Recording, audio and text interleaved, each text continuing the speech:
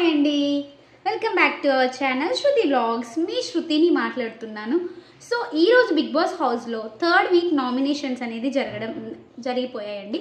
So ఈ third week నామినేషన్లో భాగంగా మనకు నామినేట్ అయిన సభ్యులు Ritu, Flora, Ramu from the owners team and Harish గారు, Priya and Kalyan from the tenants team. So టోటల్గా 6 మెంబర్స్ అనేది నామినేట్ అవ్వడం జరిగింది. సో ఈ 6 మెంబర్స్ అనేది రేపటి నుంచి గేమ్ ఎలా టర్న్ చేసుకుంటారు, ఎవరు ఎలా ఆడతారు అనేది మనం చూద్దాం. సో మీకు నచ్చిన కంటెస్టెంట్ ఎవరైనా అందులో ఉంటే ఓట్ చేయండి. నాకైతే ఈరోజు ఎపిసోడ్లో నచ్చిన కొన్ని పాయింట్స్ ఉన్నాయి. రితు స్టాండ్ తీసుకున్న విధానం చాలా బాగుందండి ఫర్ టెనెంట్స్ గురించి, మన ఓనర్స్ టీమ్ గురించి అని. ఈ రితు తీసుకున్న పాయింట్స్ చాలా స్ట్రాంగ్గా ఉన్నాయి. అండ్ శ్రీజ కొంచెం ఎమోషనల్ అయిపోయింది.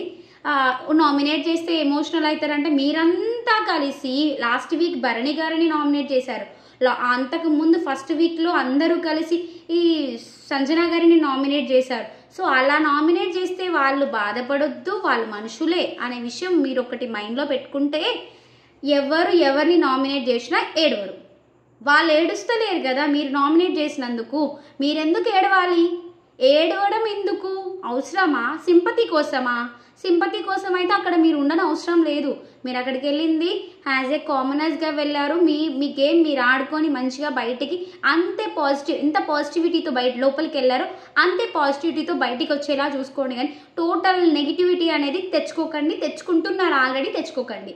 ఇంకా ఓనర్స్లో అందరూ కలిసి నామినేట్ చేస్తే వీళ్ళు ఏడవడాలు ఇది అంతా ఓవర్ యాక్టింగ్ అనిపిస్తుంది. మరి వాళ్ళందరూ కలిసి వీళ్ళు నామినేట్ చేసినప్పుడు it's not a group game. ఇది వీళ్ళు చేస్తేనేమో గ్రూప్ గేమ్, వాళ్ళు చేస్తేనేమో సేఫ్ గేమ్. వీళ్ళ బిహేవియర్ అలా ఉంది. ఏంటో వింత చేష్టలన్నీ బిగ్ బాస్ హౌస్లోనే జరుగుతున్నాయి. ఇదండి ఈరోజు ముచ్చట్లు. ఎలా ఉంది? నచ్చితే లైక్ చేయండి, షేర్ చేయండి, కామెంట్ చేయండి. Thanks for watching. Keep smiling. Bye.